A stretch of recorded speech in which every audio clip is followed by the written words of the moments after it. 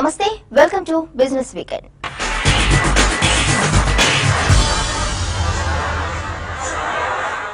Stock మార్కెట్లో mutual funds పెట్టుబడులు పెరుగుతున్నాయి.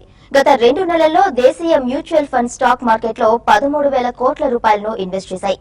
ఎఫ్ఐఐలు ఈక్విటీలను వెనక్కి తీసుకున్న మ్యూచువల్ ఫండ్స్ పెట్టుబడులు మాత్రం పెరగడం విశేషం. గత ఏడాది మ్యూచువల్ ఫండ్స్ పెట్టిన పెట్టుబడులు మొత్తం 70,716 కోట్లుగా ఉంది. ప్రస్తుతం రియల్ ఎస్టేట్ రంగం మందకొడిగా ఉండటంతో ఈ ఏడాది మ్యూచువల్ ఫండ్స్ అధిక నిధులు ఆకర్షించగలుగుతున్నాయని మార్కెట్ నిపుణులు అభిప్రాయపడుతున్నారు. ప్రపంచంలోనే 7వ అతిపెద్ద దేశమైన బ్రెజిల్ ఆర్థిక సంక్షోభ ఘంటికలను మోగిస్తోంది. దశాబ్దంలోనే అధ్వాన స్థితి దిశగా ఆ దేశ ఆర్థిక వ్యవస్థ సాగుతోంది. 2015లో జీడీపీ 3.8% క్షీణించడం బ్రెజిల్ సంక్షోభ పరిస్థితికి అద్దం పడుతోంది. 1990లో నమోదైన 4.3% క్షీణత తర్వాత ఇదే అత్యధికం. పారిశ్రామిక ఉత్పత్తి పడిపోవడం, గనులు, సేవా రంగాలు డీలా పడ్డం జీడీపీ తగ్గడానికి కారణమయ్యాయి. మరోవైపు ఉత్పత్తి క్షీణతతో పాటు అధిక ద్రవ్యోల్బణం సమస్య కూడా బ్రెజిల్ ను వేధిస్తోంది. మరోవైపు వచ్చే ఏడాది మరో 3.5% క్షీణించొచ్చని అంతర్జాతీయ ద్రవ్యనిధి సంస్థ అంచనా వేయడం కూడా బ్రెజిల్ సంక్షోభం తీవ్ర రూపం దాల్చే అవకాశముందన్న సంకేతాలను ఇస్తోంది. నిధుల సమీకరణపై టాక్సీ అగ్రిగేటర్ ఓలా దృష్టి పెట్టింది. సంస్థ విస్తరణ కోసం ఐపీఓకు వస్తామని సంస్థ chief financial officer Rajiv Bansal తెలిపారు. అయితే ఖచ్చితంగా ఎప్పుడు ఐపీఓకు వచ్చేది మాత్రం ఆయన వెల్లడించలేదు. ప్రపంచంలోనే అత్యంత విలువైన స్టార్టప్ అయిన ఉబర్ తో పెరుగుతున్న పోటీకి ధీటుగా తట్టుకునే ప్రయత్నాలు చేస్తున్నామని ఈ సందర్భంగా ఓలా ప్రకటించింది. పవన విద్యుత్ ఉత్పత్తిలో అపార అవకాశాలున్నాయని, ఈ రంగానికి ప్రత్యేకంగా ఒక నూతన విధానం అవసరమని పారిశ్రామిక వర్గాలు అభిప్రాయపడుతున్నాయి. సోలార్, పవన విద్యుత్, హైబ్రిడ్ ప్రాజెక్టుల అభివృద్ధి, విస్తృతికి మద్దతు కోసం విండ్ టర్బైన్ మ్యానుఫ్యాక్చరర్స్ ఈ రంగంలో నూతన విధానం తీసుకురావాలని ఆశిస్తున్నాయి. దేశీయంగా సౌర, పవన విద్యుతుత్పత్తి కంపెనీలు, విండ్ టర్బైన్ మ్యానుఫ్యాక్చరర్లు సెంట్రల్ రెన్యూవబుల్ ఎనర్జీ విడుదల చేయబోయే మార్గదర్శకాల కోసం ఎదురు చూస్తున్నాయి. ప్రస్తుతం మన దేశంలో విండ్ టర్బైన్ మ్యానుఫ్యాక్చరర్స్ 9,500 మెగావాట్ల సామర్థ్యం కలిగి ఉన్న దేశీయంగా వినియోగం మాత్రం ఇందులో 3,000 మెగావాట్లు మాత్రమే ఉంటుందని Indian wind turbine manufacturers association IWTAM స్పష్టం చేసింది. ఏపీలోని అనంతపురంలో 1,200 మెగావాట్ల విద్యుత్ ఉత్పత్తి చేస్తున్నామని, అయితే తెలంగాణలో ఇప్పటి వరకు పవన విద్యుత్ ఉత్పత్తి చేయలేదని తెలిపింది. తెలంగాణలో పవన విద్యుత్ ప్రాజెక్టులు పెట్టేందుకు కంపెనీలు సిద్ధంగానే ఉన్నాయని, అయితే కిలోవాట్ ధర కనీసం 5.5 రూపాయల నుంచి 6 రూపాయలుగా ఉండాలని RRB energy deputy managing director Sarvesh Kumar అన్నారు. తెలంగాణలో 100 మీటర్ల హబ్బు పొడవుతో మొత్తం 4,000 మెగావాట్ల పైగా సామర్థ్యం గల పవన విద్యుత్ ఉత్పత్తికి అవకాశం ఉందని, ప్రభుత్వం సానుకూలంగా స్పందిస్తే కొన్ని కంపెనీలు ఆసక్తి చూపిస్తున్నాయని ఆయన అన్నారు. Wind in India is having a very huge potential. As of today, the government has given us a target to put 60,000 megawatt by 2022, whereas as of today, the capacity which has been already harnessed is around 25,000 megawatt, and in next 5 to 6 years, there will be a good capacity addition of another close to 35 to 40,000 megawatt. But when we talk about the figure of 60,000 megawatt, it is practically a potential which is as of today. We feel that this potential is too low. According to our calculations, this potential can be as high as 300,000 megawatt to around 600,000 megawatt. As of today, the Tamil Nadu is still the best, and then we have Rajasthan, we have Maharashtra, we have Karnataka, we have Madhya Pradesh. In fact, Madhya Pradesh this year is going to add almost 1,000 megawatts. Andhra Pradesh, when we look at it, this year there will be a capacity addition of somewhere around 400 to 500 megawatt altogether. Telangana, it all depends. There is only one project which is happening right now, and if that is commissioned, so there will be a commissioning of around 50 megawatt. Wind power ఒక్కో megawatt కు ప్రత్యక్షంగా 30, పరోక్షంగా 60 మందికి ఉపాధి లభిస్తుందని, ఒక్కో megawatt కు 6 నుంచి 6.5 కోట్ల రూపాయల మేర ఖర్చవుతుందని IWTAM సెక్రటరీ జనరల్ డివి గిరి తెలిపారు. పర్యావరణ సహితంగా ఉండే ఈ పవన్ విద్యుత్ ఉత్పత్తిపై రాష్ట్ర ప్రభుత్వాలు దృష్టి సారించాలని ఆయన అన్నారు. The opportunity in wind investment ఏంటంటే నంబర్ 1 అన్ని మీకు ప్రైవేట్ సెక్టార్ నుంచి వస్తున్నది. So that means government money లేదు. అదొకటి. రెండవది, మీరు ప్రాజెక్ట్స్ వేసినప్పుడు రూరల్ ఏరియాలో వస్తున్నది. రూరల్ ఏరియాలో వచ్చినప్పుడు రూరల్ ఎకానమీ పెరుగుతుంది, రూరల్ ఎంప్లాయ్మెంట్ పెరుగుతుంది, మ్యానుఫ్యాక్చరర్స్ చాలా సిఎస్ఆర్ యాక్టివిటీస్ చేస్తారు. అదే తప్ప అండి, ఆయిల్ కోల్ గ్యాస్ పర్మనెంట్గా ఉండదు. One day it will come to a close.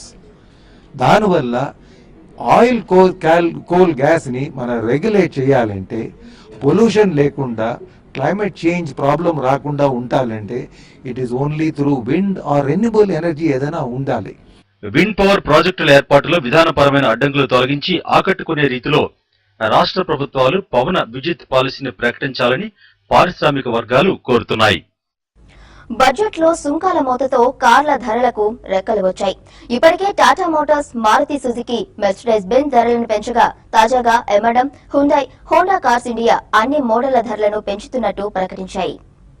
కేంద్ర ప్రభుత్వం బడ్జెట్ లో ప్రతిపాదించిన మౌలిక సదుపాయాల సెస్ కారణంగా కార్ల ధరలను పెంచుతున్నట్లు కంపెనీలు ప్రకటించాయి. పలు మోడళ్లపై ధరలను 1400 నుంచి 34,500 రూపాయల వరకు పెంచుతున్నట్లు దేశీయ అగ్రగామి కార్ల తయారీ కంపెనీ మారుతి సుజుకి ప్రకటించింది. అయితే ధరల పెంపు నుంచి సియాజ్ SHVS, ఎర్టిగా SHVS లకు మినహాయింపు ఇచ్చినట్లు కంపెనీ తెలిపింది. మారుతితో పాటు టాటా మోటార్స్ వివిధ మోడళ్లపై ధరలను 35,000 రూపాయల వరకు పెంచగా బెంజ్ 5 లక్షల రూపాయల వరకు పెంచుతున్నట్లు ప్రకటించింది. మోడళ్లను బట్టి కార్ల ధరలను 2,889 నుంచి 82,906 రూపాయల వరకు పెంచుతున్నట్లు హ్యుండై మోటార్ ఇండియా వెల్లడించింది. పెంచిన ధరలు మార్చి 1 నుంచి అమల్లోకి వచ్చాయని తెలిపింది.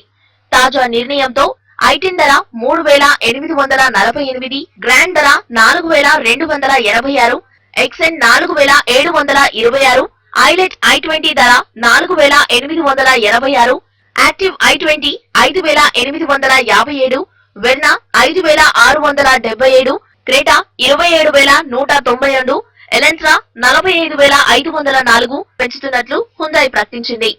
మరోవైపు హోండా కార్స్ ఇండియా కూడా అన్ని కార్ల ధరలను 79,000 రూపాయల వరకు పెంచుతున్నట్లు వెల్లడించింది. ఎంట్రీ లెవెల్ కార్ బ్రియో ధరను 4,000 నుంచి 6,000 రూపాయలు, జార్జ్ ధరను 5,000 నుంచి 19,500 రూపాయలు, మిడ్ సైజ్ సెడన్ సిటీ ధరను 38,100 రూపాయలు పెంచినట్లు హోండా కార్స్ ఇండియా ప్రకటించింది. ఇక మహీంద్రా అండ్ మహీంద్రా కూడా అన్ని ప్యాసింజర్ వాహనాల ధరలను 5,500 నుంచి 47,000 రూపాయల వరకు పెంచింది. పెంచిన ధరలు ఏప్రిల్ 1 నుంచి అమల్లోకి వస్తాయని M&M తెలిపింది. శంషాబాద్ అంతర్జాతీయ విమానాశ్రయం మరో ప్రతిష్టాత్మక అవార్డు సొంతం చేసుకుంది. ప్రయాణికులకు మెరుగైన సేవలు అందించడంతో పాటు అత్యుత్తమ ప్రతిభ కనపరిచినందుకు ప్రపంచంలోనే 3వ బెస్ట్ ఎయిర్పోర్ట్ గా అవార్డు కైవసం చేసుకుంది. గత 10 ఏళ్లలో వరుసగా 7వసారి అవార్డును తన ఖాతాలో వేసుకుంది. రాజీవ్ గాంధీ అంతర్జాతీయ విమానాశ్రయానికి అవార్డుల పంట పడుతోంది. ప్రయాణికులకు మెరుగైన సేవలు అందించడంతో పాటు భద్రతకు పెద్దపీట వేయడంతో శంషాబాద్ ఎయిర్పోర్ట్ ప్రపంచ దృష్టిని ఆకర్షించింది.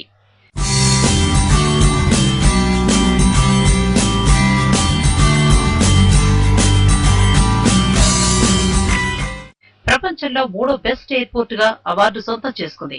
గత 10 ఏళ్లలో వరుసగా 7వసారి ప్రపంచంలోని అత్యుత్తమ ఎయిర్పోర్ట్ల జాబితాలో స్థానాన్ని సంపాదించింది.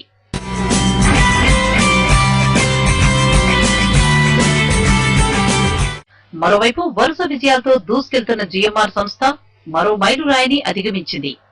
పర్యావరణ పరిరక్షణకు పెద్దపీట వేస్తూ సోలార్ విద్యుత్ ఉత్పత్తికి శ్రీకారం చుట్టింది.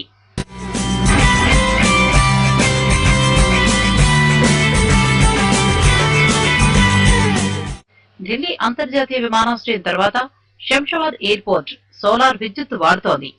సోలార్ విద్యుత్తుతో ఎయిర్పోర్ట్ రన్ చేస్తూ సత్తా చాటుతోంది. త్వరలో దేశవ్యాప్తంగా అన్ని విమానాశ్రయాల్లో సోలార్ విద్యుత్ ఏర్పాటుకు ప్రణాళికలు సిద్ధం చేస్తోంది.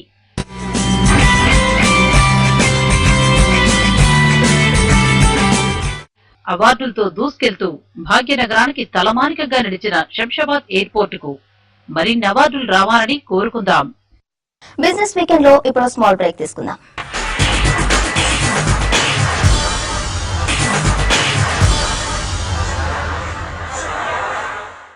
Welcome back to business weekend.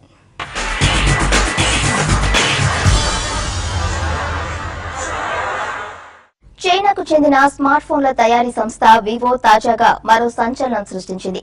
ప్రపంచంలో తొలిసారిగా 6GB ర్యామ్తో ఎక్స్ప్లే 5 ఎలైట్ పేరుతో 4G స్మార్ట్ ఫోన్ ను ఆవిష్కరించింది. QHD రిజల్యూషన్ తో 5.43 inches super AMOLED display, 2.15 GHz quad core processor, Android 6 OS, 8MP front camera, Sony sensor తో 16MP camera, 3600 mAh battery, finger print sensor పొందుపరిచారు. ధరను సుమారు 44,000 రూపాయలుగా కంపెనీ నిర్ణయించింది.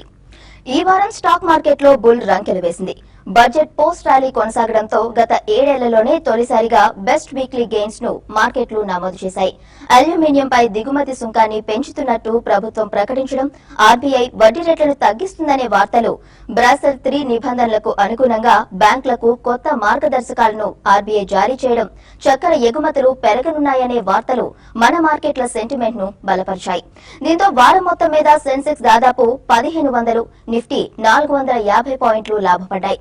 వేదాంత 21.7%, SBI 20.8%, ICICI bank 19.3%, Tata steel 16.1%, Punjab national bank 14.5% లాభంతో Nifty weekly top gainers గా నిలిచాయి.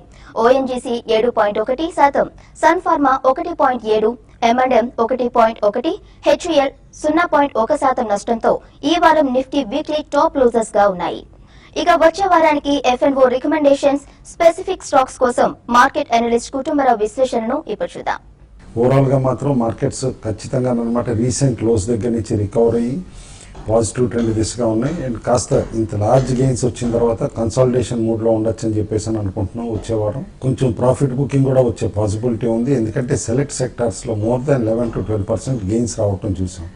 కాబట్టి ఖచ్చితంగా గట్సీ ట్రేడర్స్ ఎవరైతే పొజిషన్స్ తీసుకున్నారో ప్రీ బడ్జెట్, వాళ్ళు ప్రాఫిట్ బుకింగ్ అటెంప్ట్ చేస్తారని చెప్పేసి కూడా అనుకోవచ్చు. ఈ హయ్యర్ లెవెల్స్లో ఇండెక్స్ టెక్నికల్స్ చూస్తేనమాట clearly all short term resistances cross అయ్యాయి అనమాట. పాజిటివ్గా క్లోజ్ అయినాయి both BSE, Sensex and NSE, Nifty కూడా. అయితే ఈ నియర్ టర్మ్ అనమాట ఎవ్రీ 350 పాయింట్స్కి అనమాట సెన్సెక్స్లోను అండ్ 100 పాయింట్స్కి నిఫ్టీలోను స్ట్రాంగ్ రెసిస్టెన్స్ రావచ్చు అనమాట. షార్ట్ టర్మ్ రెసిస్టెన్సెస్ మాత్రం క్లియర్లీ బోత్ సెన్సెక్స్ అండ్ నిఫ్టీకి అనమాట 25,000 లెవెల్ అండ్ 7,585 లెవెల్ దగ్గర ఉన్నాయి. ఈ లెవెల్స్ అంటూ క్రాస్ అయితే కనుక మేబీ అనూహ్యంగా అనమాట ఇంకా 5 to 6% మార్కెట్స్ పెరిగే పాసిబిలిటీని మనం రూల్ అవుట్ చేయలేం. కరెక్షన్స్లో కూడా అనమాట ఎవ్రీ 350 పాయింట్స్కి స్ట్రాంగ్ సపోర్ట్ వస్తుందని చెప్పేసి అని అనుకుంటున్నాం. సెన్సెక్స్కి అండ్ నిఫ్టీకి కూడా ఎవ్రీ 100 పాయింట్స్కి అనమాట స్ట్రాంగ్ సపోర్ట్ వస్తుంది. నిఫ్టీ ఫ్యూచర్స్లో ట్రేడ్ అవుతున్న ప్రీమియంని బట్టి చూస్తే కూడా అనమాట షార్ట్ సెల్లర్స్ ట్రాప్ అయ్యారు. ఇప్పుడు అయిన షార్ట్ కవరింగ్ కూడా సరిపోదు. Maybe further short covering in later half of this month కూడా రావచ్చు. కాబట్టి నిఫ్టీ ఓల్డ్ లెవెల్స్ అనమాట తిరిగి ఇప్పుడే రాకపోవచ్చు అని చెప్పేసి అని అనుకుంటున్నాం. సెక్టార్స్ వైజ్ చూస్తే కనుక గత వారం clearly banks, reality and metals అనమాట స్టార్ స్టాపర్స్ అని చెప్పేసి అని అనుకోవచ్చు అనమాట. బాగా స్ట్రాంగ్గా ర్యాలీ అయ్యి మిగతా సెక్టార్స్ అన్నింటినీ కూడా క్యారీ చేసినాయి. లైక్ క్యాపిటల్ గూడ్స్ కానీ, పవర్ కానీ, టెక్నాలజీ కానీ, అదర్ స్టాక్స్ అని కూడా క్లియర్లీ రూపాయి అనమాట కొంచెం స్ట్రెంథన్ అవటం అనమాట టెక్నాలజీ స్టాక్స్లో మేజర్ ర్యాలీ రాకుండా ఉండటానికి కారణం అని చెప్పేసి అనుకోవచ్చు. బట్ ఆఫ్టర్ లాంగ్ టైం అనమాట బాగా బీట్ అండ్ డౌన్ కాబట్టి బ్యాంక్ స్టాక్స్ అనమాట హెక్టిక్ షార్ట్ కవరింగ్ వచ్చి even large cap stocks like state bank లాంటివి కూడా మోర్ దాన్ 15% గెయిన్స్ ఇవ్వటం మనం చూసాం.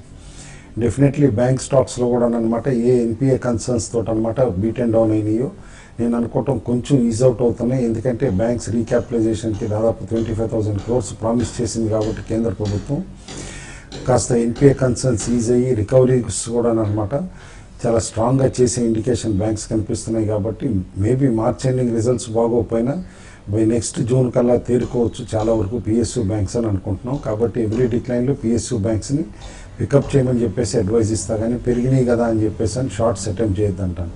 Select stocks buy on declines recommend చేస్తున్నాం. ఆ స్టాక్స్ అనమాట State Bank of India, ICICI bank, JSW steel, Tata steel, IDBI bank, Hindalco, Petronet LNG, Tata power, Siemens. అదే కొన్ని స్టాక్స్ సెల్ ఆన్ ర్యాలీస్ అంటున్నాం అనమాట. ఎందుకంటే వీటిలో టెక్నికల్ వీక్నెస్ ఇంకా కనిపిస్తుంది కాబట్టి ఆ కోవలో ఉన్న stocks ONGC, Hindustan Unilever, Wipro, tech Mahindra, Idea cellular, Cairn India, Maruti Suzuki, UltraTech cement. ఇటు స్పెసిఫిక్ స్టాక్స్కి వస్తే 3 స్టాక్స్ అనమాట రికమెండ్ చేస్తున్నాం.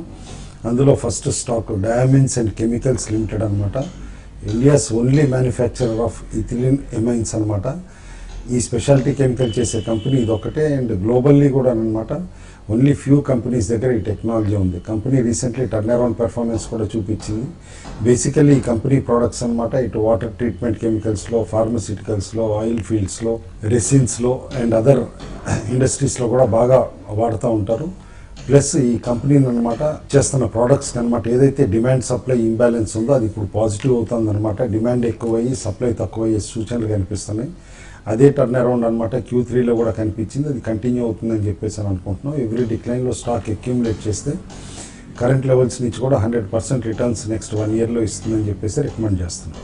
Second stock Snowman logistics limited అనమాట. ఇండియాస్ లార్జెస్ట్ కోల్డ్ చైన్ ఉన్న ఇంటిగ్రేటెడ్ లాజిస్టిక్స్ కంపెనీ. దీని పేరెంట్ కంపెనీ గేట్వే డిస్ట్రిపార్క్స్ అనమాట. లాజిస్టిక్స్లో మార్కెట్ లీడరు. అయితే రీసెంట్లీ స్టాక్ బాగా కరెక్ట్ అయింది కూడా, ఎందుకంటే అనుకున్నంత పెర్ఫార్మెన్స్ రాలేదని చెప్పేసి. బట్ డెఫినెట్లీ Q3 పెర్ఫార్మెన్స్ అంచనాల కంటే కొంచెం బెటర్గా ఉండటం అనమాట పాజిటివ్. ప్లస్ మోర్ ఓవర్ బడ్జెట్లోనమాట logistics especially cold chain, food processing అనమాట హ్యూజ్ బెనిఫిట్స్ ఇచ్చారు కాబట్టి ఈ కంపెనీ కూడా one of the major beneficiary అవ్వచ్చు ఇన్ కమింగ్ డేస్ అనమాట. అండ్ పెద్దపేట లాజిస్టిక్స్కి కేంద్ర ప్రభుత్వం కూడా వేస్తుంది కాబట్టి ఖచ్చితంగా ఈ స్టాక్ని కరెంట్ లెవెల్స్లో అక్యుములేట్ చేయమని చెప్పేసి అంటున్నాను. ఈ లెవెల్స్ నుంచి స్టాక్ ఈజీగా 75 to 100% return next 9 months to 12 monthsలో ఇస్తుందని చెప్పేసి కూడా రికమెండ్ చేస్తున్నాను. థర్డ్ స్టాక్ అనమాట విష్ణు కెమికల్స్ లిమిటెడ్. ఇదివరకు మనం రికమెండ్ చేసిన స్టాకేనమాట. షార్ప్గా పెరిగి కరెక్ట్ అవటం కూడా చూసాం అనమాట. ఇదివరకు మనం ఇచ్చిన టార్గెట్స్ అన్నీ కూడా మీట్ అయింది. స్టాక్ 500 rupees ప్లస్ రీచ్ అయ్యి అనమాట. ఇప్పుడు కరెక్ట్ అయ్యి అనమాట. దాదాపు 160-170కి along with other mid cap and small cap stocks తోటి కరెక్ట్ అవటం చూసాం. అయితే Q3 పెర్ఫార్మెన్స్ వచ్చిన తర్వాత తిరిగి స్టాక్ పెరగటం చూస్తున్నాం. ప్లస్ అనమాట లాస్ట్ ఫ్యూ డేస్లో స్ట్రాంగ్ బయింగ్ అనిపించింది కౌంటర్లోనమాట. దాదాపు 225 వరకు స్టాక్ తిరిగి రీచ్ అవటం చూస్తున్నాం. బేసిక్గా ఈ కంపెనీ తయారు చేసేది క్రోమియం బేస్డ్ అనమాట కెమికల్స్. పొటాషియం డైక్రోమేట్ కానీ, సోడియం బైక్రోమేట్ కానీ ఇలాంటి కెమికల్స్ అన్నీ కూడా. And more than 50 countries export చేస్తుంది. అండ్ ఈ సంవత్సరం EPS కూడా అనమాట మోర్ దాన్ 16 rupees 17 rupees ఉండొచ్చు అని అనుకుంటున్నాం. అయితే కెపాసిటీ యూటిలైజేషన్ ఇంకా ఇంత తక్కువ ఉండగానే 16 EPS ఇవ్వగలుగుతుంది. అదే కంపెనీ కనుక 80 to 90% కెపాసిటీ యూటిలైజేషన్కి వస్తే దాదాపు 30 to 35 EPS ఉండొచ్చు. ప్లస్ టర్న్ ఓవర్ కూడా 750 crores క్రాస్ అవ్వచ్చు అని చెప్పేసి అనుకుంటున్నాం. ఇటు ప్రెషియస్ మెటల్స్కి వస్తే చూస్తున్నాం అనమాట. గోల్డ్ ఈ సంవత్సరం ఆరంభం నుంచి అనమాట స్ట్రాంగ్ పెర్ఫార్మర్గా ఉంది. ఇప్పుడు దాదాపు గ్లోబల్లీ చూస్తే ప్రైస్ అనమాట $1,271 per ounce దాకా కూడా రీచ్ అయిపోయింది. అంటే దాదాపు 20% రిటర్న్స్ అనమాట ఈ సంవత్సరం ఇచ్చింది. ఏ ఎసెట్ క్లాస్ కూడా ఇంత రిటర్న్స్ ఇవ్వలేదన్నమాట. బట్ డెఫినెట్లీ కొంచెం గ్లోబల్ ఈక్విటీ మార్కెట్స్ అంటూ కుదటపడి ఇటు క్రూడ్ కూడా ఇంకా ఫర్దర్ స్ట్రెంథన్ అయితే కనుక గోల్డ్లో కాస్త సెల్లింగ్ రావచ్చు అట్ దీస్ లెవెల్స్ అని చెప్పేసి అని అనుకుంటున్నాం. ఫ్రెష్ బయింగ్ మాత్రం అడ్వైస్ చేయట్లేదు, ఎందుకంటే చాలా స్ట్రాంగ్ రెసిస్టెన్స్ కూడా ఇంటర్నేషనల్ ప్రైస్లో చూస్తే కనుక బిట్వీన్ $1,260 per ounce నుంచి $1,300 per ounce మధ్యలో ఉంది. కాబట్టి గట్సీ ట్రేడర్స్ హయ్యర్ లెవెల్స్లో షార్ట్స్ అటెంప్ట్ చేయొచ్చు, కానీ ఫ్రెష్ బయింగ్ మాత్రం అటెంప్ట్ చేయొద్దు అని చెప్పేసి అని అంటాం. ఇవి ఈ వారం బిజినెస్ వీకెండ్ విశేషాలు. వచ్చే వారం మరిన్ని బిజినెస్ వార్తలతో మళ్ళీ కలుద్దాం. చూస్తూనే ఉండండి వాస్తవాలకు ప్రతిరూపం TV5.